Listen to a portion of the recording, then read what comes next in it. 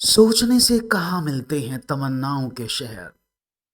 सोचने से कहाँ मिलते हैं तमन्नाओं के शहर। चलना भी जरूरी है मंजिल पाने के लिए। नमस्कार दोस्तों, गुड मॉर्निंग, सुप्रभात सभी को है मेरा प्यार भरा नमस्कार। मैं हूं डॉक्टर ललित और स्वागत करता हूं आप सभी का नित्या क्लासेस में। स्टेटमेंट बहुत कॉमन सा है क्योंकि बिना चले अपना सफलता हासिल नहीं कर सकते। तो उठना पड़ेगा, जागना पड़ेगा, लड़ना पड़ेगा, प्रश्नों पर प्रहार करने पड़ेंगे। तो इसी जोश और जुनून के साथ बरकरार हो जाइए, उठ जाइए सभी जवान और शुरू करते हैं आज का सेशन। और आज हम सेशन में क्या बात करने वाले हैं? आज हम बात करने वाले हैं ईवीएस के सीटेट के ऑनलाइन हुए पेपर 22 दिसंबर 2021 का सॉल्यूशन। इस सॉल्यूशन से मिलेगा आपको बहुत फायदा क्योंकि एग्जामिनेशन में आपको ऐसे ही प्रश्न मिलने वाले हैं। तो भाई लगातार बने रहिए हमारे साथ। और जैसा मैं आपको बताता हूं तो बिना किसी देरी के शुरुआत करते हैं। अगर आपने सेशन को अभी तक सब्सक्राइब नहीं किया चैनल को तो जल्दी से कर लें, लाइक कर दें और कमेंट करना बिल्कुल भी ना भूलें। तो चलो करते हैं शुरुआत लेकर प्रभु का नाम। नमो बुद्धाय, जय भीम, सत्यम। और सभी को नेहा जी गुड मॉर्निंग, कैसी है नेहा? सभी को मेरा प्यार भरा नमस्कार है। तो शुरुआत कर दें, लाइक कर दें सभी लोग जल्दी से। और एक बार ईवीएस बाय ललित सर जरूर लिख दें कमेंट सेक्शन में। मैं शुरू करता हूं। एक बार ईवीएस बाय ललित सर एक बार कमेंट में लिखकर मुझे भेज दें, जिससे कि मुझे भी फील आ जाए कि सब लोग मुझसे पढ़ने को तैयार बैठे हैं, आतुर बैठे हैं और जोश और जुनून बरकरार है। तो जल्दी से एक बार EVS by Lalit sir without space ऐसे लिख दो। चलो तो देखते हैं और बिना किसी देरी के करते हैं शुरुआत। पहला प्रश्न होगा, थैंक यू सीमा जी। और करते हैं शुरुआत। पहला प्रश्न है आपके पास, क्वेश्चन बड़ा आसान है। Clinically pathology reports of two children were as given below. Aarti age 12 years, female, haemoglobin 10.5 g per dl. Naman 12 year age, male, hemoglobin 8 g per dl. Which one of the following conclusions can be drawn on the basis of above report? Both are not sufficient from anemia. Both are suffering. Both are suffering from anemia. Both are not suffering from anemia. Aarti is suffering from anaemia और नमन is suffering from anaemia. यानी दो बच्चे हैं जिनको clinically check किया गया, आरती और नमन। आरती की उम्र 12 साल है, वह स्त्री है और हीमोग्लोबिन उसका 10.5 जी पर डीएल है। नमन की आयु 12 वर्ष है, पुरुष है, हीमोग्लोबिन इतना है। तो इन स्टेटमेंट के आधार पर आपको क्या लगता है? सवाल ये पूछा गया है। और आपको बता दें क्योंकि यहां पर क्या है, ये रक्ताल्पता क्या है तो आपको पता होना चाहिए। कितना पुरुष में होना चाहिए, कितना स्त्री में होना चाहिए, ये सब आपको पता होना चाहिए क्योंकि ईवीएस में ये प्रश्न पूछा गया है। तो आपको इसके बारे में जानकारी जरूर होनी चाहिए। तो बता देते हैं थोड़ा सा आपको। पहले पहले समझते हैं ये होता क्या है। देखो, रुधिर वणिकाएं या हीमोग्लोबिन, या आप कह सकते हैं रक्त में आयरन की मात्रा को ही हीमोग्लोबिन कहते हैं। Is that clear? तो इसको क्या कहते हैं? लाल रक्त कोशिकाओं और कुछ अपपृष्ठवंशियों के ऊतकों में पाया जाने वाला लोह युक्त ऑक्सीजन को परिवहन करने वाला धातु प्रोटीन कहा जाता है। The amount of haemoglobin in blood is express in g per dL. पूछे जी पर डीएल क्या है? तो ग्राम पर डेसीलीटर। तो ग्राम पर डेसीलीटर में मापा जाता है। और अगर हम मेल की बात करते हैं तो एक मानव में, पुरुष में हीमोग्लोबिन की मात्रा 14 से 18 होनी चाहिए स्वस्थ में। 14 से 18 एक स्वस्थ व्यक्ति में जो मेल है। और एक महिला में जो हीमोग्लोबिन की मात्रा है स्वस्थ महिला में वो 12 से 16 जीडीएल होनी चाहिए। समझ में आया है? कोई प्रॉब्लम तो नहीं किसी को? Is that clear? बहुत बढ़िया। 12 से 15 होना चाहिए। बहुत बढ़िया श्रीराम, क्या बात है। 12 से 16 फीमेल में होना चाहिए। बहुत बढ़िया। और इसके साथ साथ एक चीज और समझ लो। तो ये बात समझ में आ गई, कोई प्रॉब्लम तो नहीं है। तो मतलब क्या है, इस का जो हीमोग्लोबिन है वो कम है, आरती का वो 12 से 16 होना चाहिए था, पुरुष में 11 से 18 होना चाहिए था। तो गलत है ना? तो यानी दोनों ही बीमार हैं, दोनों ही रक्ताल्पता यानी एनीमिया से बीमार हैं। इसलिए ऑप्शन नंबर 2 सही होगा। Is that clear to all? बहुत बढ़िया, वेरी गुड, समझ में आ रहा है। एक और सवाल। क्वेश्चन है, the teacher asked his students to find rose plant in the school garden. Oh my God, ये थोड़ा सा गलत हो गया भाई, इसको मैं चेंज नहीं हो, शायद बदला नहीं है, इसको देख लेते हैं। 3 पक्षियों का वह समूह जिसका प्रत्येक सदस्य वस्तु को हमारी तुलना में 4 गुना अधिक दूरी से स्पष्ट देख सकता है। जो वस्तु हमें 2 मीटर की दूरी पर दिखाई देती है उसे यही ये पक्षी 8 मीटर की दूरी से देख लेते हैं। यानी अगर हम 2 मीटर पर रखी चीज को देख पाते हैं तो ये उस वस्तु को 8 मीटर पर रख दो, हमें नहीं दिखाई देगी, इस ग्रुप को दिखाई देगी। वो ग्रुप कौन सा है? बाज, चील, गिद्ध, बाज, कौवा, कबूतर, कबूतर, तोता, चील, कौवा, चील और बुलबुल।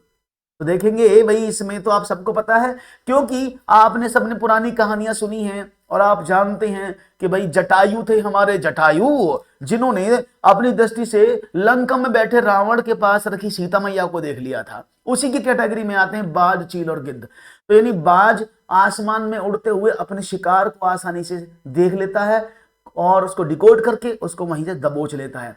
चील भी बहुत आसमान में उड़ती है। गिद्ध, चील और गिद्ध आपस में एक ही प्रजाति के प्राणी है, तीनों ही मांसाहारी हैं। तो ऑप्शन नंबर 1 एकदम सही है, ठीक है ना। तो ऑप्शन नंबर 1 एकदम करेक्ट सवाल का जवाब होगा जी। बाज की नजर होनी चाहिए। क्वेश्चन एक और, किसी व्यक्ति ने गांधीधाम में नागरकोइल के लिए, हमेशा गांधीधाम से नागरकोइल ट्रेन चलती हैं, पता नहीं क्यों चलती हैं, मुझे समझ में नहीं आता। जितने भी पेपर मैंने पढ़ाए अब तक उनमें सब में गांधीधाम से नागरकोइल के लिए चल रही थी ट्रेन, है ना। तो क्या है, 12/10/2021 को ट्रेन के डिब्बे में प्रवेश किया। ट्रेन गांधीधाम से 22:30 बजे चली और 2 दिन के पश्चात अर्थात 14/10/2021 को 22:30 पर पहुंच गई। नागरकोइल पहुंची। यदि गांधीधाम और नागरकोइल के रेलवे स्टेशन के बीच की दूरी 2592 किलोमीटर है तो इस ट्रेन की औसत चाल क्या है? एक बात नोट कर लीजिएगा, हर पेपर में जो भी मैंने पेपर अब तक पढ़ाया हूं, आपने देखा होगा हमेशा आपको एक क्वेश्चन मिला होगा इसमें जहां पर बात की गई है ट्रेन की स्पीड की, एवरेज स्पीड की, और ये आप सबने सुना भी है और वो कहां गया, पढ़ा भी है ना। तो इसको ध्यान कर लीजिएगा, कभी गलती हो जाए आपसे तो इस चीज को ध्यान करके समझिएगा कि ये हमेशा क्वेश्चन आपसे पूछा जा रहा है, ठीक है ना। तो चलो देख लेते हैं सवाल में क्या प्रतिक्रियाएं आती हैं और सवाल का उत्तर जानने की कोशिश भी हम करेंगे। सवाल में हमें पूछा क्या गया, बताया गया है, ठीक है ना। तो चलो देख लेते हैं। क्वेश्चन है, किसी व्यक्ति ने गांधीधाम से, यानी अगर मैं बात करूं 12/10/2021 को ट्रेन चली रात को 22:30 पर और 14 तारीख को 10वें महीने में 21 में पहुंची वो 22:30 पर। बहुत सिंपल सी कहानी है। तो टाइम कितना हुआ, बीच में 13 तारीख और आई होगी, 13/10/21, तो यानी यहां से यहां तक भी 22:30 को माने तो 24 घंटे यहां पर, 24 घंटे यहां पर, टोटल 48 आवर्स, यानी 48 घंटे उस ट्रेन को लगे। अब उसने बोला किलोमीटर में है, तो भाई अगर मैं टाइम डिस्टेंस निकालूं तो क्या होती है स्पीड, डिस्टेंस अपॉन टाइम। अब डिस्टेंस कितनी है, आप कहेंगे 2592 अपॉन 48, यही तो होगा। तो अगर 2592 को 48 से डिवाइड किया जाए तो सवाल में, तो देखते रहिएगा इसमें कुछ कई एक छोटा सा लॉजिक छिपा है इस सवाल में जो आपको पता होना चाहिए और जिससे आप एकदम खतरनाक तरीके से करने चाहिए। तो ये हो जाएगा 54। तो यानी आपकी जो स्पीड आई वो क्या आई, 54 किलोमीटर पर आवर। और आपने इसीलिए यहां पर ऑप्शन नंबर बी को चूज कर लिया होगा पक्का 100%, लेकिन ये गलत जवाब है। अगर आपने ऑप्शन नंबर बी को चूज किया है ये गलत, जैसे ही कहा श्रीराम आपने, क्योंकि सवाल में आपसे स्पीड पूछी और जो आप निकाल रहे हैं वो किलोमीटर में घंटे का भाग करके निकालें, तो ये 54 मीटर पर सेकंड की स्पीड बता रहा है। और आपको इस सवाल में बहुत गलती हुई बच्चों से, तो क्या है, ये 54 किलोमीटर पर घंटे की स्पीड निकली है, उसने पूछा मीटर प्रति सेकंड में। और आपको तो पता है कि अगर आप किलोमीटर प्रति घंटे से मीटर प्रति सेकंड में बदलते हैं तो आपको क्या मिलता है, जानते ना, बड़े से छोटे में छोटे भिन्न की गुणा। तो 54 किलोमीटर को मीटर प्रति सेकंड में बदलने के लिए 18 का डिवाइड कर दो, 5 बटे 18 की गुणा कर दो, 18 तिया 54 तो 5 तिया 15, तो क्या है 15 मीटर प्रति सेकंड की उसकी स्पीड है। Right option, option number C होगा, ना कि बी। क्लियर है, इस चीज का विशेष ध्यान रखिए। गुड मॉर्निंग शशि, क्लियर है सबको, समझ में आ गई बात बहुत ही खूबसूरती के साथ। एक और सवाल लेते हैं। मुझे लगता है मैं इस वाले सवाल को एक बार जो ना ये ट्रेन जो स्पीड वाले ट्रेन वाले सवाल है, एक इसका चैप्टर पढ़ाऊंगा मैं अलग से, क्योंकि बार बार हर किसी पेपर में ये सवाल आ रहा है। ऋषि चीजें जो हम बनाते हैं और करते हैं, पढ़ाने की योजना बना रहा है, वह रेशम कैसे बनता है, इस पर चर्चा करना चाहता है। इसके लिए निम्नलिखित में से सबसे उपयुक्त युक्ति कौन सी होगी। ये इंग्लिश वाला कुछ चेंज हो गया है मुझे लग रहा है, कोई बात नहीं, इसको बाद में देखूंगा मैं। खुल गई नींद, क्या बात है ऋषि, वेरी गुड, नींद खुलनी चाहिए। और लाइक इतने कम, भाई इतनी कंजूसी लाइक में। सुबह सुबह ले शिव का नाम, कर ले बंदे ये शुभ काम। अब बदल दो, सुबह सुबह लो ईवीएस का नाम और लाइक करके कर लो स्वीकार हमारा इनाम। तो लाइक नहीं कर रहे हो, क्या बात है भाई, कंजूसी नहीं होनी चाहिए। रेशम पालन इकाई भ्रमण, चित्र प्रस्तुतिकरण, कक्षा चर्चा, विशेषज्ञ वार्ता। इनमें से आपको क्या उत्तर लगता है सही होना चाहिए? और आप सभी जानते हैं कि ईवीएस में जब भी किसी बच्चे को आप पढ़ाते हैं, कोई भी फील्ड ट्रिप कराने की बात करते हैं, तो सबसे अच्छा होता है उसको क्या हो, उसको प्रत्यक्ष रूप से आप देखें, डायरेक्ट एक्सपीरियंसेस कराएं, यानी उसको प्रत्यक्ष अनुभव प्रदान करें जिससे बच्चा उस चारों तरफ के एनवायरनमेंट को समझ पाए। और एकदम सही जवाब आप सोच रहे होंगे, रेशम इकाई भ्रमण, कि अगर आप बच्चों को लाएं और उनके साथ जुड़ करके उनको उस जगह का भ्रमण कराएं तो सबसे अच्छी उपयुक्त युक्ति होगी उनका फील्ड ट्रिप। बहुत बढ़िया, सुबह सुबह। हाँ, अब भी लाइक करने में इतनी कंजूसी, 50 बच्चे बैठे क्लास में, 25 लाइक, आधे लाइक करते हो भाई, कैसे चलेगा? घटपर्णी शिकारी पौधा या पिक्चर प्लांट जो कीट और मेंढक तक को फंसाकर खा लेता है, हमारे देश के एक पूर्वी राज्य में पाया जाता है। इस राज्य का नाम क्या है? ये मैंने अभी पढ़ाया था पीछे, इसको मैंने अभी पढ़ाया था कि घटपर्णी पौधा, शिकारी पौधा, उसका मैंने पिक्चर भी दिखाया था, हमारे देश में पाया जाता है किस राज्य में? और आप जानते होंगे ये किस राज्य में पाया जाता है। इससे पहले मैं आपको इस घटपर्णी पौधे को एक बार दर्शन करा देता हूं, दर्शनार्थ हेतु लेकर चलते हैं आपको इसके पास। ये कुछ इस तरह का पौधा होता है, यानी ये पिक्चर प्लांट इसको बोल देते हैं। इसमें क्या होता है, कोई भी चीज यहाँ आती है, इस पर चलती है और इसमें गिर जाती है, इसको चूस देता है पकड़ के, तो इसको बोलते हैं घटपर्णी पौधा, ठीक है ना। और इस पौधे की विशेषता है कि यह हमारे देश में कहां पाया जाता है? यह हमारे देश में ऑप्शन नंबर डी, यानी बहुत बढ़िया, मेघालय में पाया जाता है। क्या बात है, बहुत बढ़िया। तो राइट ऑप्शन क्या है? मेघालय। क्या बात। एक और सवाल, क्वेश्चन है, नीचे दिए गए व्यक्तियों में सबसे पहले मच्छर के पेट में झांका और यह सिद्ध किया कि मच्छर मलेरिया फैलाते हैं। ये मैंने आपको, देखो मच्छर मलेरिया वाले इस क्वेश्चन को पहले भी पूछा जा चुका है।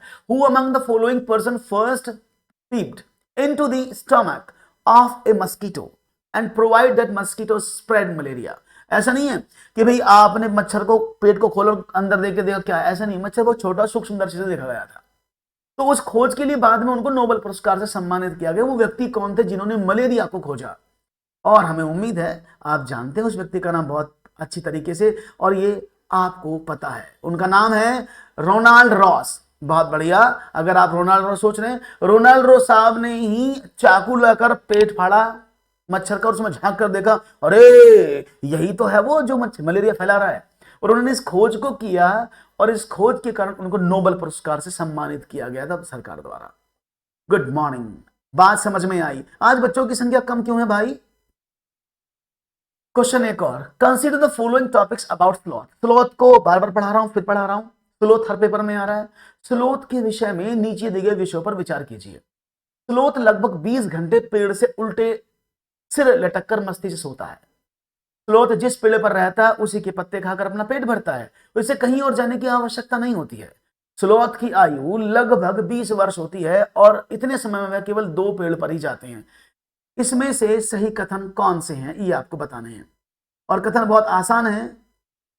स्लॉथ हो गए हैं सब, मुझे लग रहा है मेरे साथी स्लॉथ की श्रेणी में तो नहीं आ गए हैं भैया, कभी स्लॉथ की श्रेणी में तो नहीं पहुंच गए हैं कि चलो कर लेंगे आराम से, कहीं आपत थोड़ी है। तो राइट ऑप्शन मुझे ए मिल रहा है इसमें, और यहां पर बी, ए बी आप कोशिश करेंगे देने की, लेकिन बता दूं स्लॉथ 20 घंटे पेड़ से नहीं लटकता है।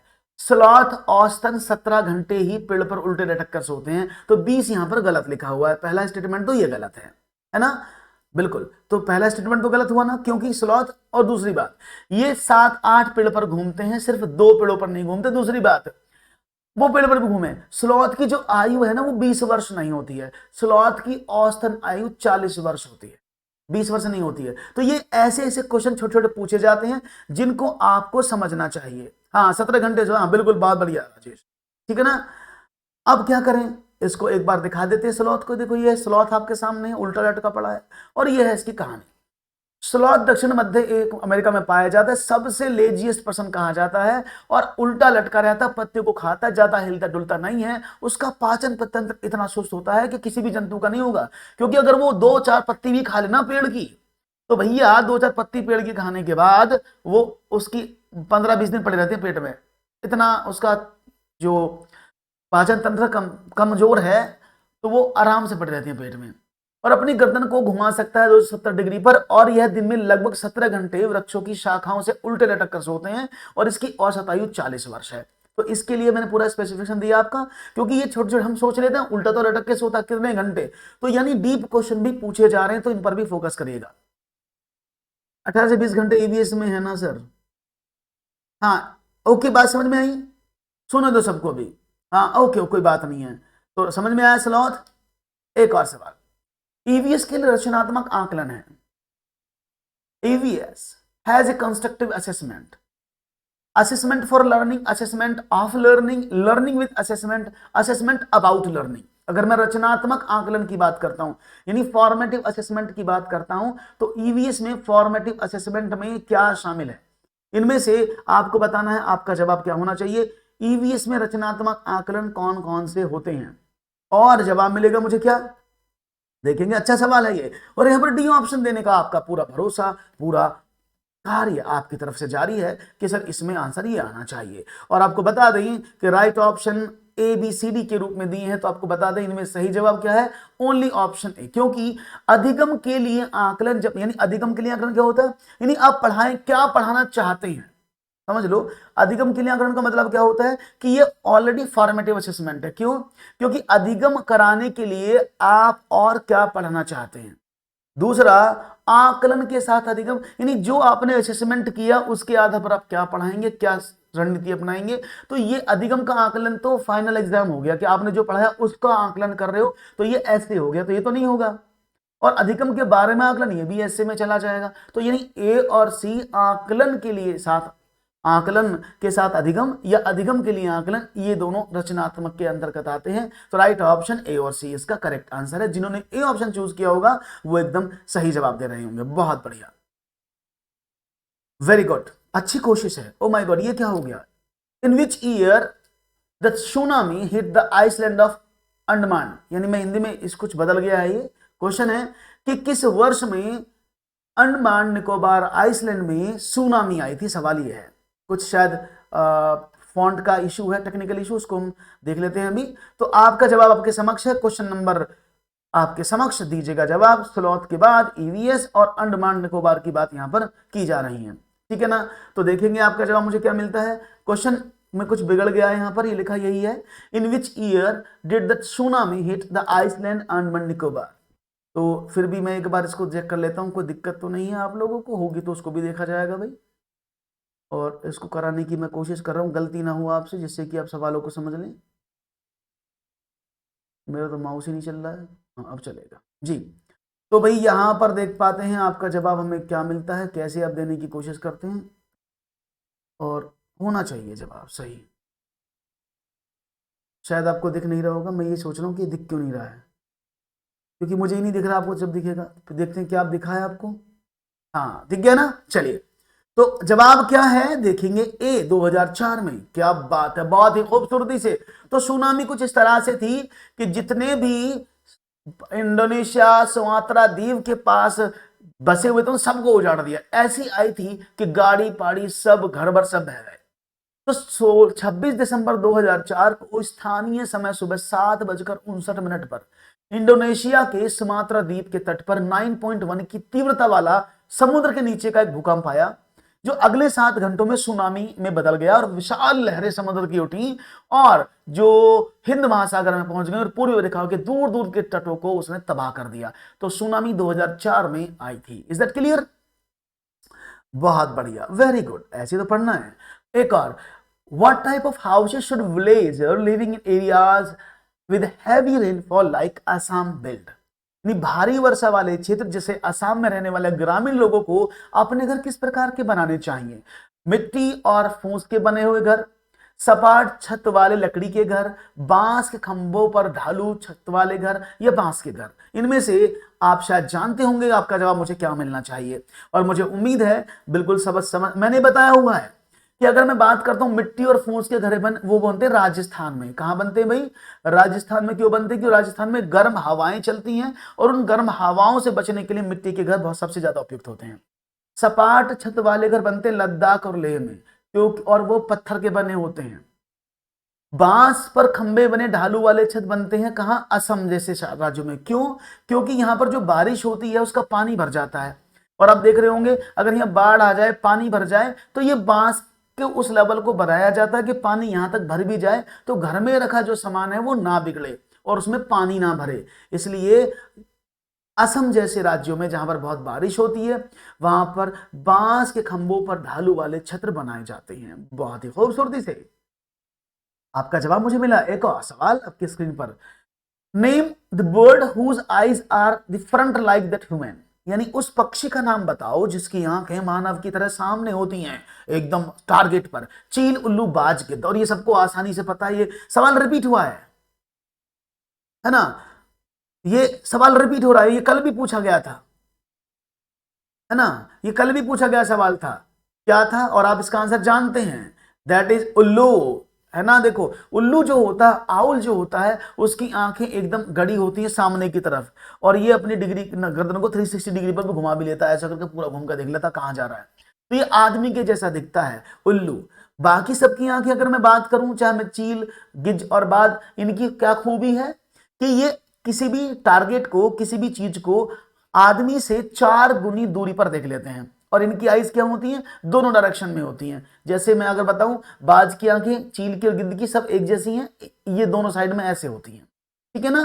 तो इसलिए राइट ऑप्शन हो जाएगा उल्लू। एक और सवाल, आपका घर एक्स पर स्थित है और आपका विद्यालय वाई पर स्थित है। देखो यानी डायरेक्शन वाले सवाल आप देख रहे हैं ना, डायरेक्शन वाला सवाल और ट्रेन वाला सवाल, 2 सवाल मैथमेटिक्स से हर ईवीएस में पूछे जा रहे हैं। तो ये ध्यान रख लीजिए, डायरेक्शन बहुत जरूरी है पढ़नी, तो मैं डायरेक्शन और ईवीएस को अलग से भी एक लेक्चर चैप्टर लेकर खत्म कराऊंगा। आपका घर एक्स पर स्थित है और आपका विद्यालय वाई पर स्थित है। अपने विद्यालय पहुंचने के लिए आप पहले ठीक उत्तर दिशा में 3 किलोमीटर जाते हैं और फिर ठीक पूर्व दिशा में 4 किलोमीटर जाते हैं। वाई पर आपके विद्यालय के सापेक्ष आपके घर की न्यूनतम दूरी उस दिशा में क्रमशः कितनी होगी? तो देखेंगे जवाब क्या मिलेंगे, उल्लू चाचा। बहुत बढ़िया। तो आप पता है ना कैसे करते हैं, बताया ना कि जब आप चार्ट बनाते हैं किसी भी मैप को तो ऐसे पढ़ते हैं, ऊपर होता है उत्तर, नीचे होता है दक्षिण, राइट हैंड में पूर्व होता है, लेफ्ट में होता है पश्चिम।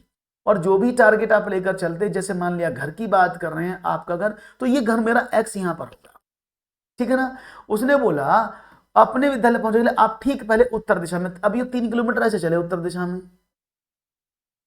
अब मुंह तुम्हारे सामने की तरफ है ना, फिर पूर्व दिशा में 4 किलोमीटर रहते, पूर्व में 4 मुड़ गए भाई ऐसे।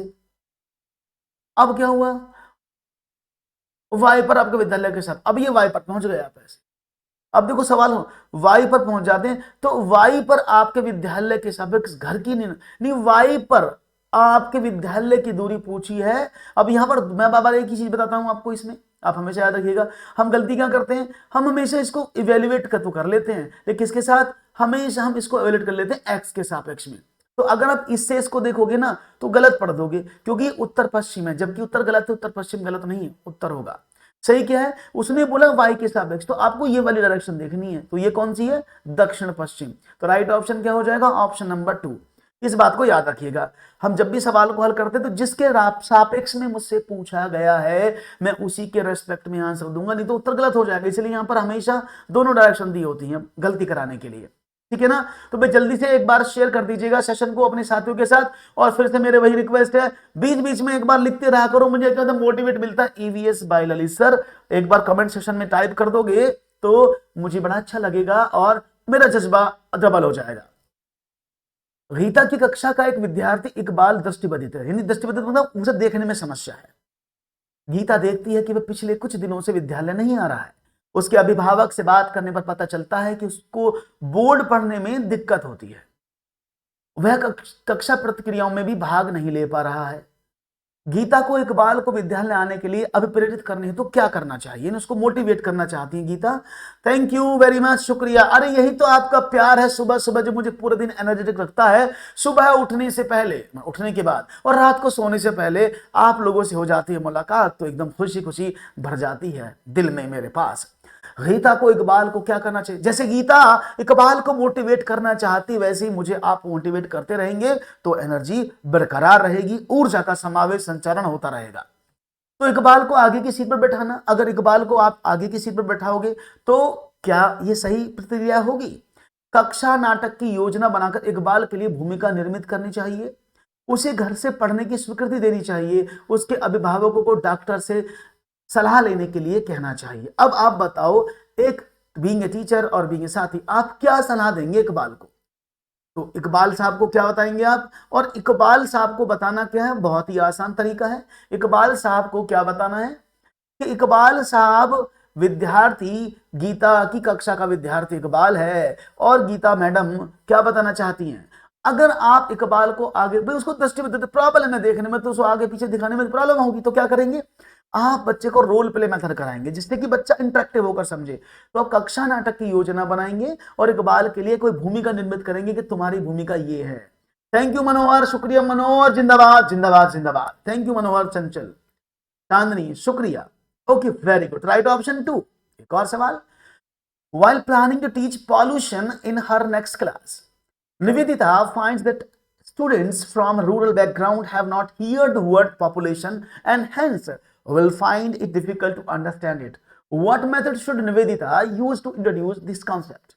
मतलब क्या है कि भाई अपनी कक्षा में प्रदूषण बढ़ाने के लिए निवेदिता ने योजना बनाई, लेकिन उसने क्या देखा, कुछ ग्रामीण पृष्ठभूमि के जो लोग थे वो प्रदूषण शब्द उन्होंने सुना ही नहीं है क्या होता है, तो इसके लिए समझाने में कठिनाई होगी उनको।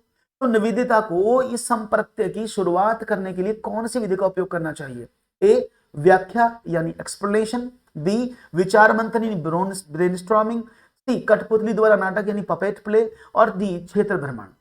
तो आपको क्या लगता है कि निवेदिता क्या करेंगी? निवेदिता, ये शायद किसी उसमें भी आते हैं निवेदिता, मैं कोई कार्टून में भी निवेदिता का कार्टून आर्टिस्ट है ना निवेदिता। चलो तो देखेंगे आपको क्या लगता है निवेदिता को क्या करना चाहिए, और हमें उम्मीद है आप जरूर बताएंगे निवेदिता को क्या करना चाहिए।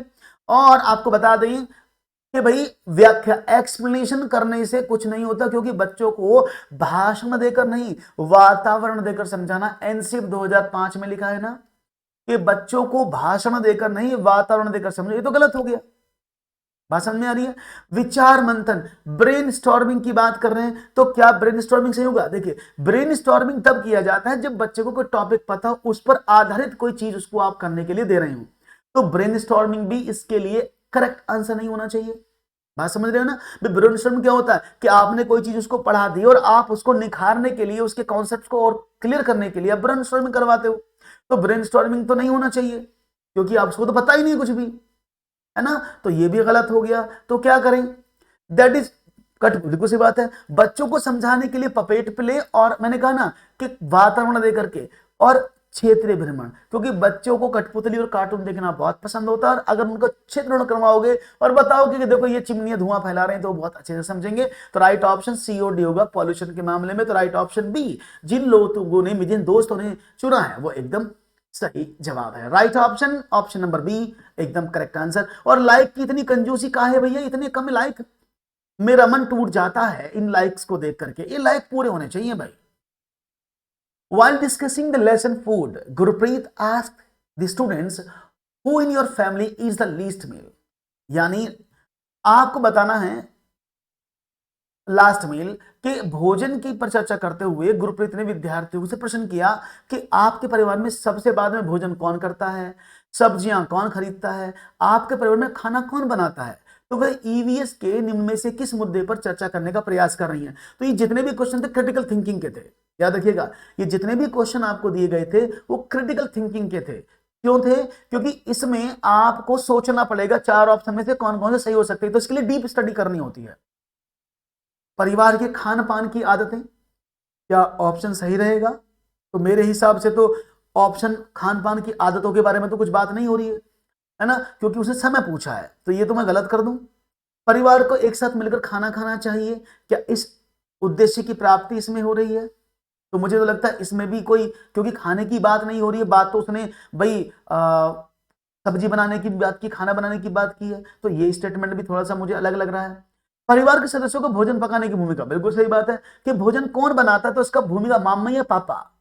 और परिवार में जेंडर भूमिका को चुनौती देना, अब क्या हुआ, अब ये जेंडर भूमिका को चुनौती कैसे दी जा रही है, ये बिल्कुल सही है, क्योंकि बच्चों को आप जेंडर बेस के बारे में क्लियर करना चाहते हैं। उसका मतलब क्या है, क्योंकि सबसे बाद में अधिकांश रूप से माताजी खाना खाती हैं, घर में जो खाना बनाता है वो माता जी खाना बनाती हैं, घर में जो सब्जी खरीद के लाते हैं वो माता जी खरीद के लाती हैं। तो इसका मतलब क्या है कि बच्चों को, थैंक यू प्राची, बच्चों को यहां पर क्या बताया जा रहा है कि परिवार में भोजन की भूमिका और परिवार में जेंडर भूमिका को चुनौती देना, कि सारे काम सिर्फ महिलाएं नहीं कर सकती हैं, पुरुष भी कर सकते हैं। तो इसका राइट ऑप्शन क्या होना चाहिए? ऑप्शन नंबर बी, सी और डी इसका मेरे हिसाब सही जवाब है। ठीक है ना, तो मैं लगा दूं सी और डी। क्लियर है सबको? तो राइट ऑप्शन सी और डी, बहुत बढ़िया, बी ऑप्शन आपने एकदम सही चुना है। तो ये घुमा देता कभी कभी, ठीक है ना। अब हम कोई सर, आप बहुत सारे बच्चे क्या सोचते हैं कि सर जेंडर भूमिका, जेंडर बेस की बात हो रही है, तो जेंडर बेस को चुनौती दी जा रही है, उसको दूर करने की बात की जा रही है। तो ये सॉल्यूशन दिया जा रहा है जेंडर बेस के लिए, जो एकदम सही है, होना चाहिए।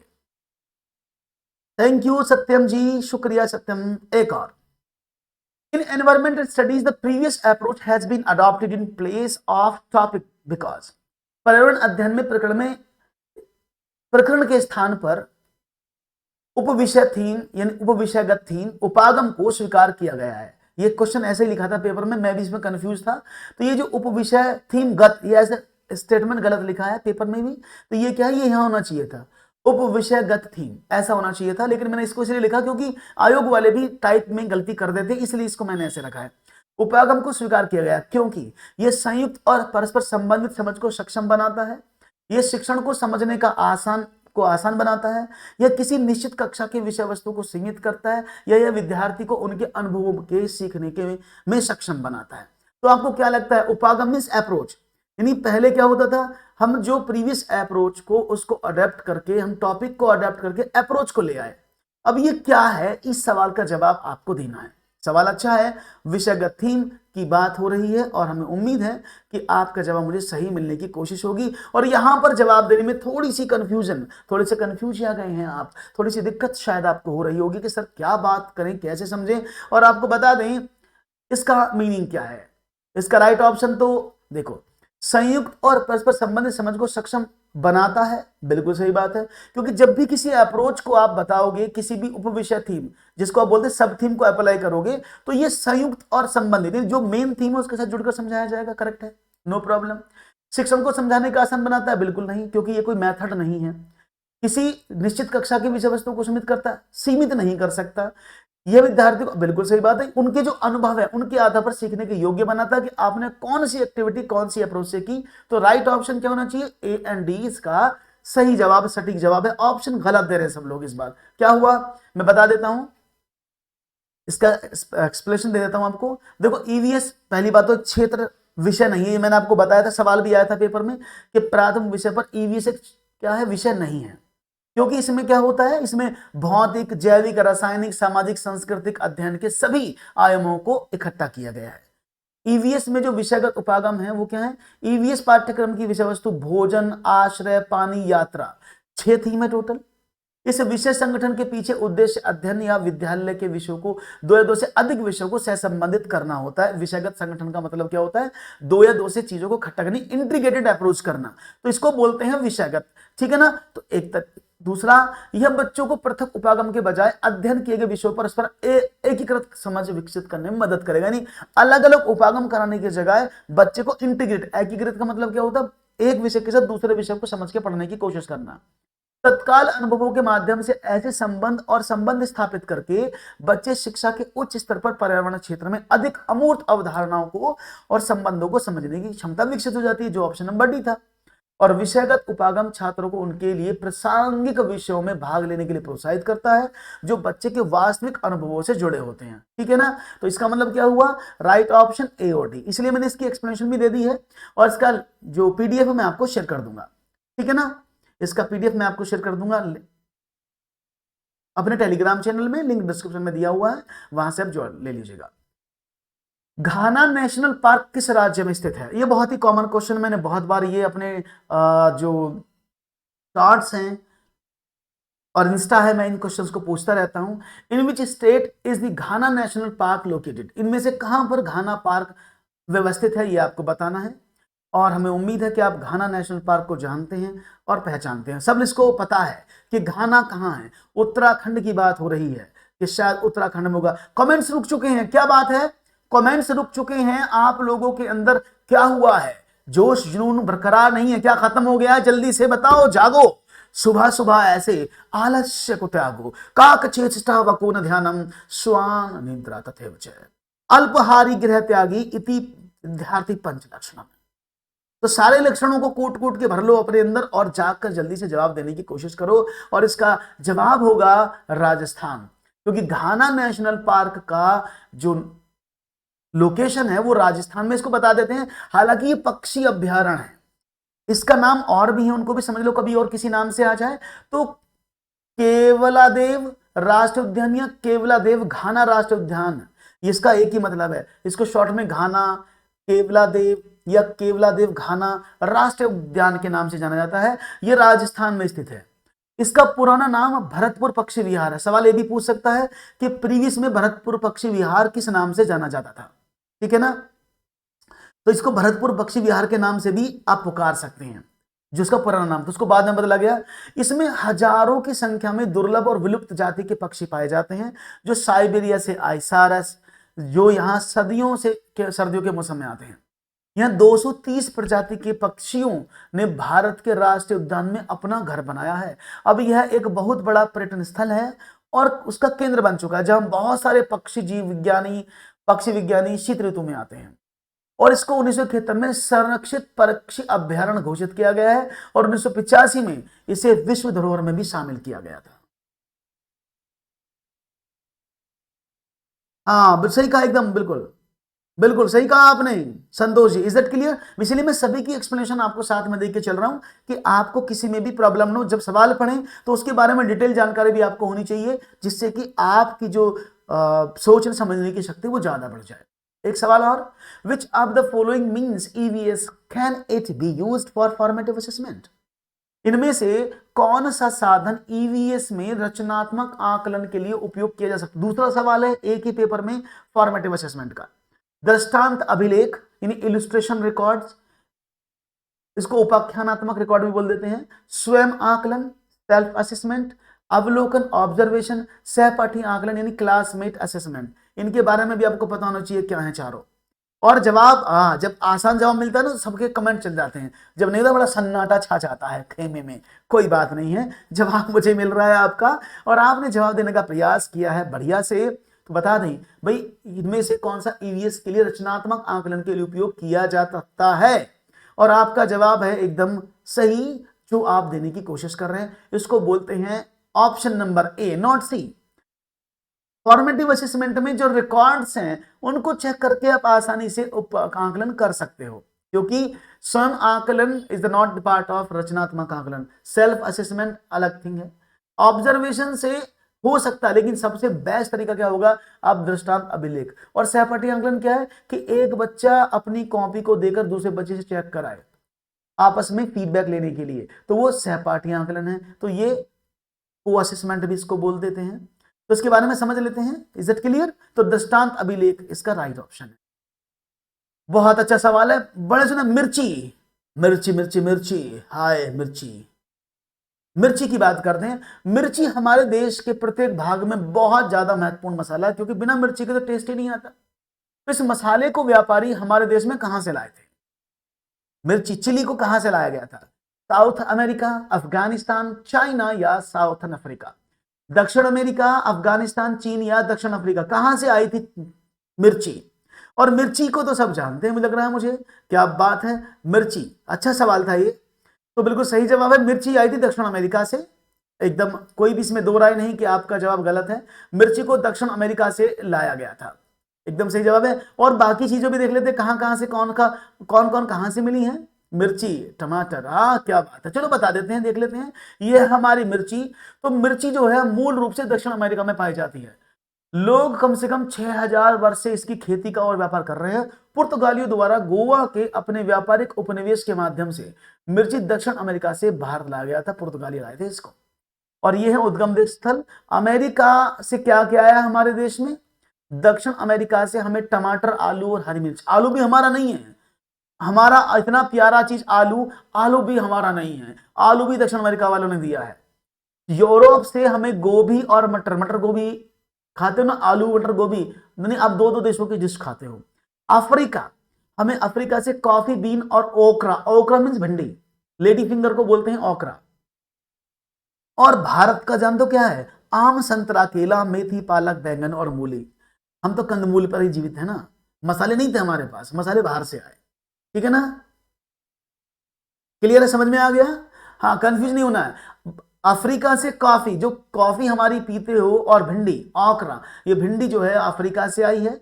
टमाटर, आलू और हरी मिर्ची हमारी दक्षिण अमेरिका से आई है। यूरोप से गोभी और मटर आई है। इसलिए मैंने आपको चारों ऑप्शन के बारे में बता दिया है, जिससे कंफ्यूजन ना हो आपको। ठीक है ना, चलिए बहुत बढ़िया, हरी मिर्च इसलिए लगा दी आपके सामने। There is no environmental study text book for class 1 and 2। आप जानते एनवायरमेंट का जो चैप्टर है, एनवायरमेंटल स्टडी जो है, वो बुक जो मिलती है क्लास 3rd से मिलती है। तो ऐसा इसलिए है, क्यों है ऐसा? क्योंकि पाठ्यचर्या पाठ्य पुस्तकों से परे जानने पर जोर देती है। इन कक्षाओं के विद्यार्थियों को पर्यावरण अध्ययन, जो अवधारणाएं पढ़ाना कठिन है। पर्यावरण घटकों और भाषा को गणित के साथ समाहित किया गया है, और ऐसे शिक्षकों को विद्यार्थियों का बोझ कम करने के लिए किया गया है। अब आप बताओ, कक्षा 1-2 के आधार पर आप क्या समझते हैं, इसके अकॉर्डिंग क्या है? क्योंकि ईवीएस की किताब 1 और 2 में नहीं है, ईवीएस की किताब कक्षा 3 से स्टार्ट होती है। लेकिन हम ईवीएस को कहां इंट्रोड्यूस करते हैं?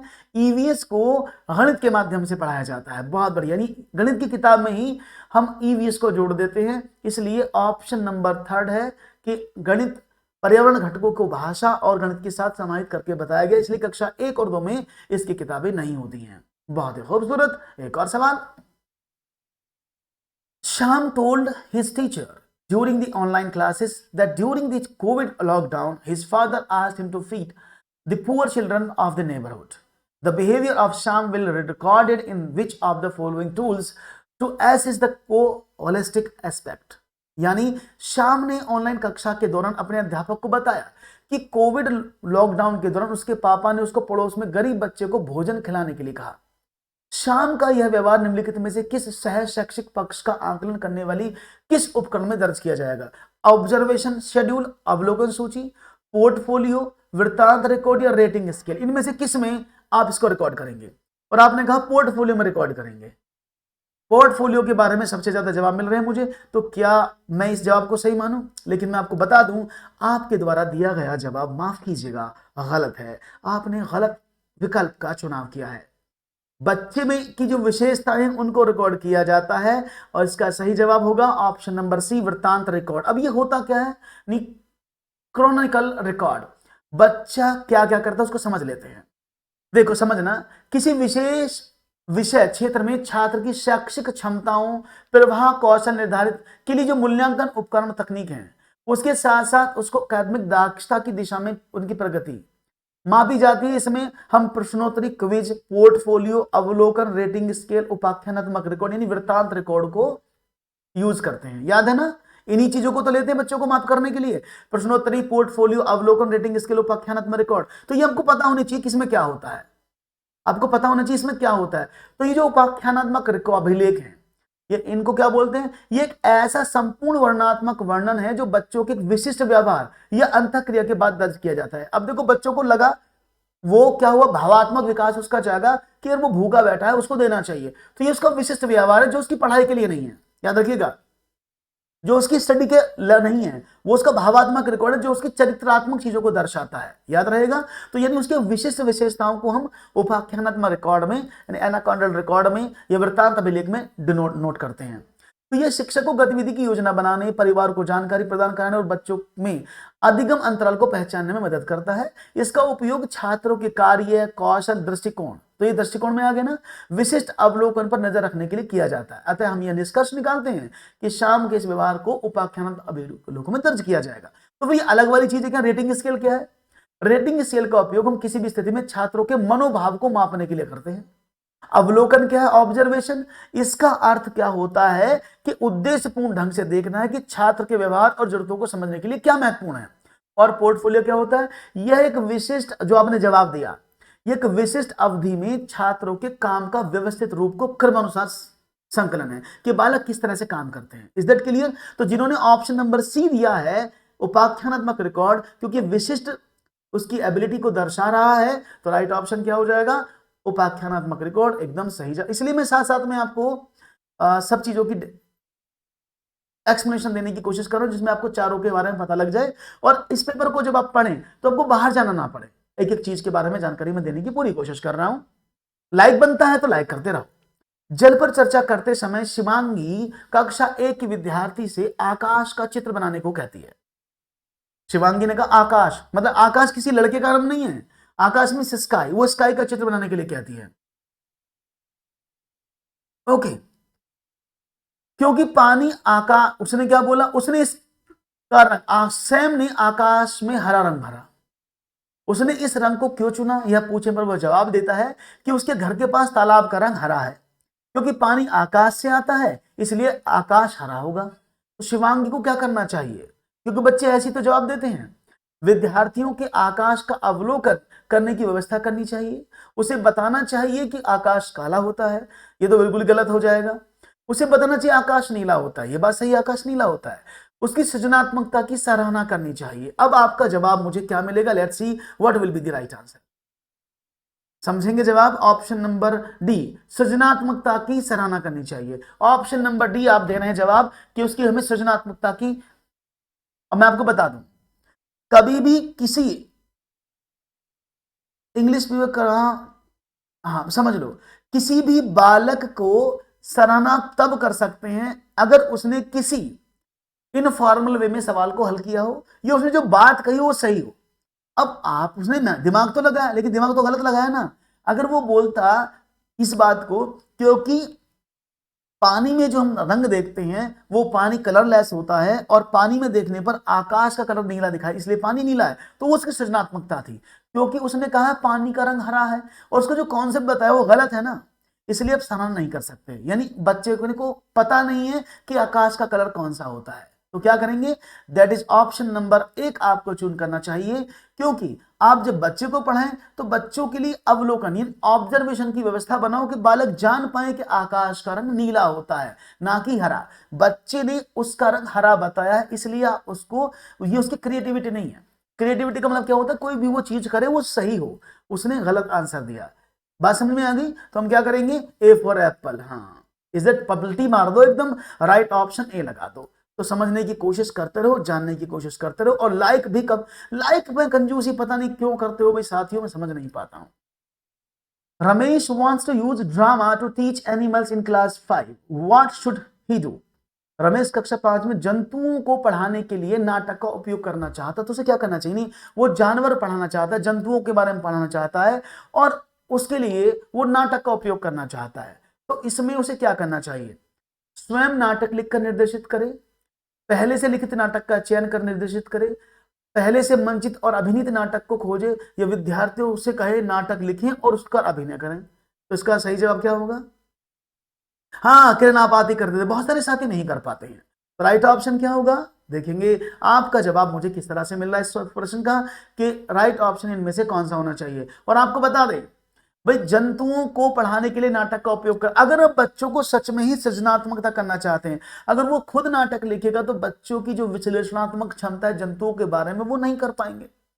पहले से कोई नाटक बनाओ, उस पर प्ले करना, उसमें बच्चों को सिर्फ प्ले एक्टिंग करने का मौका मिलेगा, उनको खुद विश्लेषण करने का मौका नहीं मिलेगा।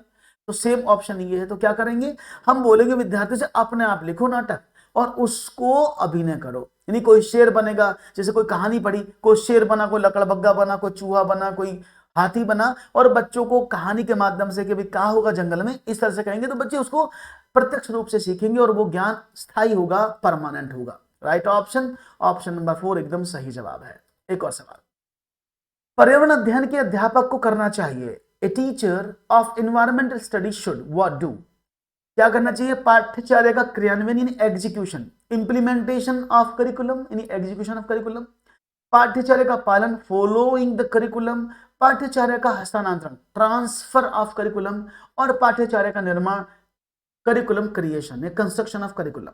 और आपका जवाब मुझे इस प्रश्न के लिए क्या मिलना चाहिए, तो देखेंगे क्या करना चाहिए टीचर को। और यहां पर जवाब मिला है आपका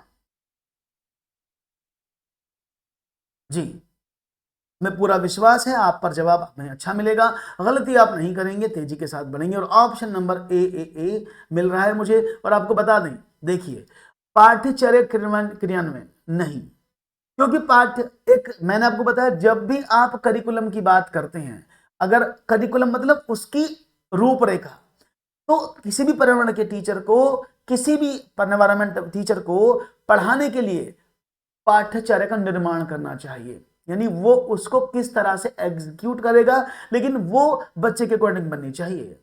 याद रहेगा? Is it clear? Right option क्या है? डी, पाठ्यचर्या का निर्माण, क्योंकि टीचर अपने अकॉर्डिंग पाठ्यचर्या का निर्माण करेगा। राइट ऑप्शन 4 हो जाएगा। Is that clear? No problem, बात समझ में आ गई। तो राइट ऑप्शन डी होना चाहिए। एक और सवाल, विलियम एक शिक्षक अपनी कक्षा के लिए पक्षी अवलोकन क्लब की स्थापना करना चाहता है, उसके लिए क्लब का नेता किसको बनाना चाहिए? William a teacher wants to set up a bird watching club for his class. Who will be the leader of this club? तो देखेंगे, छोटे छोटे समूह बनाकर उन्हें एक नेता चुनने के लिए कहेंगे। Forming small groups, asking them to choose a leader. कक्षा के सबसे शरारती विद्यार्थी को कक्षा का उसका नेता बनाएंगे। कक्षा में सर्वाधिक अंक प्राप्त करने वाले विद्यार्थी को, या वह स्वयं अपने आप को नेता घोषित करेगा। राइट ऑप्शन क्या होना चाहिए? आसान सवाल है और समझने की कोशिश करेंगे क्यों उसे ऐसा करना चाहिए। क्वेश्चन नंबर 25 आपके समक्ष है और जवाब पर क्या प्रतिक्रियाएं हैं। और सभी जानते हैं, क्योंकि आज के समय में अगर बच्चों को आप पढ़ाना चाहते हो तो लीडर स्टाइल है वो ऑटोक्रेटिक नहीं होनी चाहिए, वो डेमोक्रेटिक होना चाहिए, लोकतांत्रिक होनी चाहिए। उससे क्या होगा, जब वो खुद से अपना नेता चुनेंगे तो वो उसकी बात मानेंगे भी और उसके साथ जुड़ेंगे भी और उसके छोड़कर काम भी करेंगे। इसलिए the leadership style always be democratic. तो आप क्या करेंगे, छोटे छोटे समूह बनाकर कहेंगे कि अपना नेता खुद चुन लो। ठीक है ना? बहुत बढ़िया जवाब, वेरी गुड। आगे बढ़िए। हाँ बहुत बढ़िया, वेरी गुड, अच्छा समझते हैं। परिवार एवं मित्र पाठ के पूर्ण होने पर चेतन विद्यार्थियों को इकाई परीक्षण का निर्णय लेता है, यानी वो यूनिट टेस्ट की योजना बनाते हैं, हम यूनिट टेस्ट लेंगे। निम्नलिखित में से कौन सा कथन इस परीक्षण का सर्वाधिक उपयुक्त उद्देश्य है? विद्यार्थियों को प्रगति का आकलन करना, विद्यार्थियों के अधिगम का आकलन करना, यानी विद्यार्थियों को कठिनाई का निदान करना, अभिभावकों को विद्यार्थियों की प्रगति के बारे में बताना और विद्यार्थियों को उत्तीर्ण अथवा अनुत्तीर्ण घोषित करना। इनमें सबसे अच्छा उद्देश्य उपयुक्त कौन सा है? तो ये सवाल क्या होते हैं, पढ़ने लायक होते हैं, इन पर हमें क्रिटिकल थिंकिंग दिमाग लगाना पड़ता है और सवाल बन जाता है। राइट ऑप्शन क्या होगा, और देखेंगे आपका जवाब मुझे क्या मिलता है। और हमें उम्मीद, आज बच्चों की संख्या मुझे कम लगी है और मुझे आपकी तरफ से आज व्यूज भी कम मिल रहे हैं और बच्चों की संख्या भी आज में गिरावट है। क्या बात है भाई?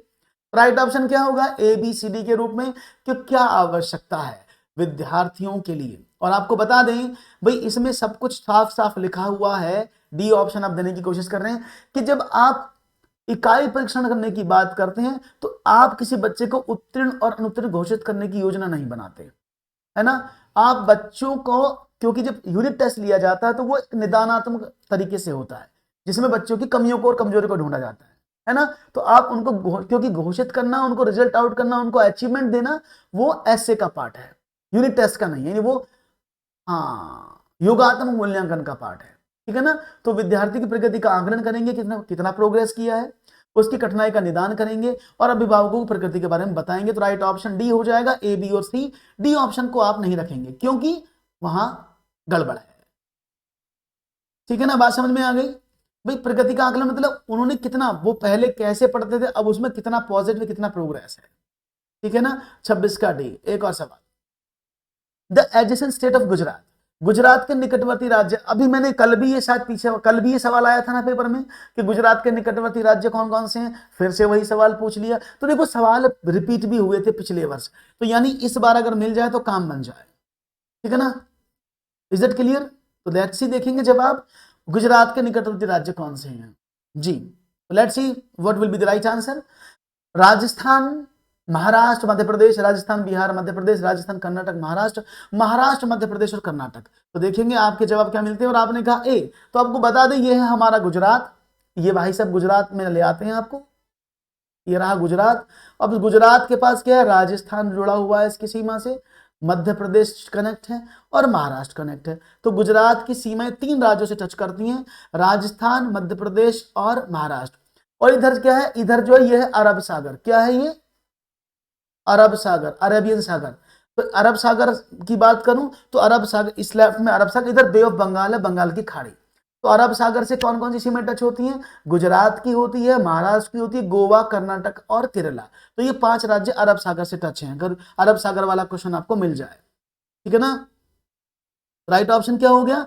राजस्थान, मध्य प्रदेश, महाराष्ट्र। तो राजस्थान, मध्य प्रदेश, महाराष्ट्र, ऑप्शन नंबर 1 ही आपको सही मिल जाएगा, आपका जवाब एकदम बन जाएगा। बहुत बढ़िया, आरजे, एमपी और एमएच, बहुत बढ़िया जवाब देने की आप कोशिश समझ रहे होंगे। एक और सवाल, पर्यावरण अध्ययन की प्रकृति कौन सी है? The nature of environment studies is, ना तो संज्ञा ना ही क्रिया, संज्ञा की अपेक्षा क्रिया अधिक, संज्ञा एवं क्रिया दोनों, क्रिया की अपेक्षा संज्ञा अधिक। इनमें से पर्यावरण अध्ययन की प्रकृति कौन सी है? Nature of environment is what. हालांकि मैथमेटिक्स का नेचर तो आप जानते हैं, लॉजिकल है। इसमें क्या है? संज्ञा ना ही क्रिया, यानी नाइदर नाउन और ए वर्ब। तो राइट ऑप्शन क्या होगा? आपका जवाब मुझे चाहिए आपसे, और मैं चाहूंगा सी ऑप्शन आपका मिल रहा है। देखो, हालांकि इसका आंसर मैं भी आपको सही बता रहा हूं, मैं यहां पर आयोग पर थोड़ी सी आपत्ति दर्ज जाऊंगा, क्योंकि आयोग ने इसका जवाब जो माना था वो माना था संज्ञा की अपेक्षा क्रिया अधिक, लेकिन एक्चुअल में पर्यावरण की जो प्रकृति है वो संज्ञा और क्रिया दोनों है। इसका मैं स्पेसिफिकेशन देना चाहूंगा आप लोगों को, क्योंकि संज्ञा एक ऐसा शब्द है जिसका सत्य को परिभाषित करता है। संज्ञा प्रत्येक चीज, व्यक्ति, वस्तु, संवेदनाएं, भावना आदि को नाम देती हैं। पर्यावरण अध्ययन एक अंतः विषय शैक्षणिक विषय जो इस बात की जांच करता है जटिल समस्याओं को हल करने के लिए मनुष्य पर्यावरण के साथ कैसे अंतःक्रिया करता है। क्रिया शब्द कार्य करने का या होने की अवस्था है। प्रकृति का उपयोग संज्ञा और क्रिया दोनों के रूप में किया जा सकता है, ठीक है ना। तो दोनों ही नेचर हैं, इसलिए राइट ऑप्शन सी होगा। हाँ, आयोग ने इसका आंसर पता नहीं किस तरह से उन्होंने ऑप्शन नंबर 2 माना था कि संज्ञा की अपेक्षा क्रिया ज्यादा इसमें यूज होती है, लेकिन अगर ये ऑप्शन दिया है, हालांकि ये सही है कि क्रियात्मक चीजें ज्यादा होती हैं, लेकिन अगर ये ऑप्शन ना देता तो मैं इस ऑप्शन को करेक्ट मान लेता, लेकिन अभी मेरे अकॉर्डिंग इसका आंसर बोथ होना चाहिए, जैसा कि आपके अकॉर्डिंग है। अगर ये भाई देखो, अगर आयोग की मैं बात करता हूं तो आयोग के अकॉर्डिंग संज्ञा, क्योंकि जो क्रियात्मक चीजें पर्यावरण में ज्यादा की जाती हैं, ठीक है ना, तो अकॉर्डिंग टू आयोग उन्होंने ये माना है। लेकिन मैं बोल रहा हूं इसमें मैं भी कंफ्यूज हूं, लेकिन मैं इसके अकॉर्डिंग, ये दोनों मैंने भी दोनों ही पढ़ा कि संज्ञा क्रिया दोनों होती है, लेकिन अगर इसमें दिया जाए कि कौन सा मोर इंपैक्ट है, तो क्रियात्मक जो है, यानी जो वर्ब है वो ज्यादा इंप्लीमेंट होती, ज्यादा मजबूत होती है। तो अगर ये ऑप्शन है तो आप इस ऑप्शन को चूज कर लीजिएगा, ठीक है ना। चलो, गलती से माना होगा, कोई बात नहीं। एक और सवाल, क्वेश्चन नंबर, अल बरूनी, जानते हैं अल बरूनी को? अल बरूनी एक यात्री था जिसने हमारे देश का भ्रमण किया था, के बारे में कुछ कथन दिए गए हैं। क्या है? अल बरूनी ने भारत का भ्रमण 1000 वर्ष से भी पहले किया था। उसने यह उन चीजों के बारे में लिखा था जो अपने देश से बहुत भिन्न थी, विशेष रूप से पानी को एकत्र करने के लिए बनाए गए तालाब। हम उनके लेखों से अपने इतिहास के बारे में बहुत अच्छे से सीख सकते हैं। इनमें से सही कथन कौन सा है? केवल सी, केवल बी, बी और सी, ए बी सी तीनों। तो राइट ऑप्शन क्या होगा? अल बरूनी साहब के बारे में। अल बरूनी ने काफी कुछ लिखा है भारत के बारे में, अगर आपने पढ़ा होगा तो जरूर देंगे जवाब। और ऑप्शन डी मुझे यहां पर मिल रहा है, सृष्टि साहू, कैसी है? तो सही जवाब देने की कोशिश मिल रही है। भाई लाइक में इतनी कंजूसी हो रही है, मैं समझ नहीं पा रहा हूं, ऐसा क्या करके मानोगे? लाइक के चक्कर नहीं कर रहे हो, क्लियर है? तो बता दे अल बरूनी के बारे में, ये है अल बरूनी। ये उनके नाम का उनकी सरकार ने डाक टिकट भी इशू किया था। ये बहुत अच्छे महान लेखक रहे हैं। तो अल बरूनी का जन्म 1973 में हुआ था, और अब चल रहा है कितना, अगर मैं आपसे बात करूं 1983 में ये शायद भारत आए थे, तो यानी 1000 साल पहले से था, बात बन गई। अल बरूनी ने कई पुस्तकों में जो कुछ भी देखा उसका ध्यानपूर्वक अवलोकन किया गया, और उन्होंने लिखा। उन्होंने विशेष रूप से उन चीजों के बारे में लिखा जो भारत आए, कि बहुत सारी चीजें भारत में अपने देश से लगती, जैसे वस्तुकला, लोगों को जीने का तरीका, उन्होंने ध्यान से देखा, और जो उन्होंने देखा सबका विवरण लिखा उन्होंने। तो उन्होंने खास तौर पर उन चीजों के बारे में लिखा जो अपने देश से काफी आगे लगी, और उनके देश से। उन्होंने उस समय के तालाबों के बारे में लिखा, तालाबों में कैसे लोग पानी इकट्ठा करते हैं। आज हम इतिहास का अध्ययन करते हैं तो हमें अपनी प्रीवियस चीज, इतिहास क्या है, जो बीत गया वो इतिहास बन गया। तो उन्होंने इतिहास के बारे में भी बताया है। अगर उनकी किताबों को हम पढ़ेंगे तो हम उनको जानेंगे। और उनके जन्म के 1000 साल बाद 1973 में सरकार द्वारा एक डाक टिकट जारी भी किया गया। इसलिए राइट ऑप्शन तीनों ही है। अल बरूनी भारत का भ्रमण 1000 साल से ज्यादा पहले किया था, तालाब के बारे में लिखा था, और उनकी किताबों को अगर हम पढ़ेंगे तो हमें अपने इतिहास के बारे में जानकारी मिल जाएगी। अच्छा जवाब था आपका। एक और सवाल आपके स्क्रीन पर है, ये रहा। क्वेश्चन है, कॉलम 1 से कॉलम 2 का मिलान करो। स्थान गोवा, कश्मीर, केरल, हांगकांग। अब इनमें से आपको बताना इनके भोजन के बारे में बताया हुआ है। तो इसमें क्या है, गोवा छोले भटूरे। छोले भटूरे तो गोवा के मशहूर नहीं होंगे, आप जानते हैं गोवा में छोले भटूरे नहीं खाए जाते, पंजाब में खाए जाते हैं, पंजाब के मशहूर हैं। कश्मीर पकाया हुआ सांप, केरल करी के साथ उबला टैपियोका, और हांगकांग नल से तेल से बनी समुद्री मछली और सरसों के तेल में बनी मछली 5। तो देखो इसको कैसे समझ रहे हैं आप, देखेंगे जो हम साउथ में चलते हैं, ये ऑप्शन मिल रहा है मुझे। अगर हम देखो बहुत आसान तरीका है, अगर मैं साउथ की तरफ मूव करता हूं तो साउथ में क्या होता है, साउथ में नारियल ज्यादा होता है ना भाई, साउथ में नारियल, मैं साउथ में रहता हूं तो नारियल ज्यादा है। तो केरल में भाई जिधर जो चीज उसी में तो बनाएंगे, तो केरल में नारियल से बनी मछली खाई जाती है। कश्मीर में भी मछली खाई जाती है, लेकिन वो क्या होती है, वो सरसों के तेल में बनती है। हांगकांग मैंने बताया था, उनकी एक डिश बहुत फेमस है हुनस्वांग। उसका मतलब क्या है, हांगकांग की बनी डिश का नाम क्या है, जो सांप से बनाई जाती है। और अब बचा आपके पास क्या, गोवा। तो गोवा में क्या होगा भाई, एक मिनट, केरल का हो गया, अच्छा गोवा, माफ करिएगा मैंने गोवा को ध्यान नहीं, एक बार दोबारा से लगाता हूं, लगता है मैंने लाइन गलत खींच दी है। केरल में हो गया सरसों का, सॉरी नारियल का तेल। और कश्मीर में क्या आएगा, कश्मीर में आ गया सरसों का तेल, ठीक है ना। हांगकांग में आ गया सांप, बताया था मैंने। तो गोवा बचा, तो अब गोवा में क्या बचा, गोवा में तो एक ही चीज बच गई, ठीक है ना। तो राइट ऑप्शन 3 लगा दें जी। मेरा दिमाग कहाँ जा रहा है, बार बार, एक मिनट रुकिएगा, मैं बार बार एक चीज गलत कर रहा हूं, माफ करिएगा। मैं गोवा की जगह कश्मीर लगा दे रहा हूं बार बार। हाँ टैपियोका, मैं बार बार कहाँ जा रहा हूँ, एक मिनट रुकिएगा, बार बार मैं बता रहा हूँ। हाँ केरल में टैपियोका खाया जाता है, क्योंकि टैपियोका तो वहीं होता है ना। तो ये गोवा, बार बार बोल रहा हूं मैं कि ये साउथ में है, साउथ में है। तो गोवा में नारियल तेल की मछली, कश्मीर में समुद्र से बनी मछली, और हांगकांग में ये क्रॉस करने में दिक्कत हो रहा है। राइट ऑप्शन ऑप्शन नंबर 4 है कि किसमें क्या खाया जाता है। हाँ वो मैंने वो बार बार जो है निशान तो मैं लगा रहा हूं, लेकिन वो बार बार मैं केरल पर जा रहा हूं। ऑप्शन सही है, ठीक है, गोवा में नारियल, ठीक है ना। इज इट क्लियर, बात समझ में आ गई। तो भाई ये मैं आपको पहले भी पढ़ा चुका हूं कि केरल में टैपियोका होता है, केरल के टैपियोका जो साबूदाना बोलते हैं, साबूदाना लोग खाते हैं। पंजाब में छोले भटूरे होते हैं। कश्मीर में मछली सरसों के तेल में बनाई जाती है, जबकि गोवा में नारियल के तेल में बनी समुद्री मछली खाई जाती है, समुद्र के किनारे है इसलिए समुद्री मछली।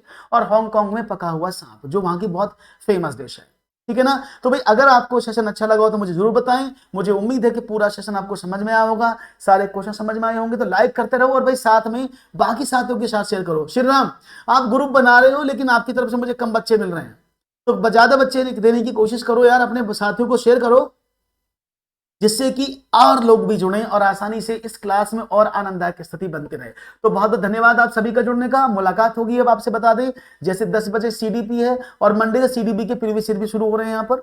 और हिंदी के ऑलरेडी 5 बजे मैडम पढ़ाती हैं प्रीवियस ईयर हिंदी का 5 बजे, और मैं आपको 7:30 बजे मैथमेटिक्स करा रहा हूं। तो सभी लोग बने रहें, जुड़े रहें और मिलते रहें। तो दीजिएगा मुझे इजाजत, थैंक यू वेरी मच, नमस्कार, जय हिंद, जय भारत। आप मुस्कुराते रहें, गुनगुनाते रहें, इन्हीं शब्दों के साथ मैं लेता हूं आपसे इजाजत। Thank you and Jai Hind.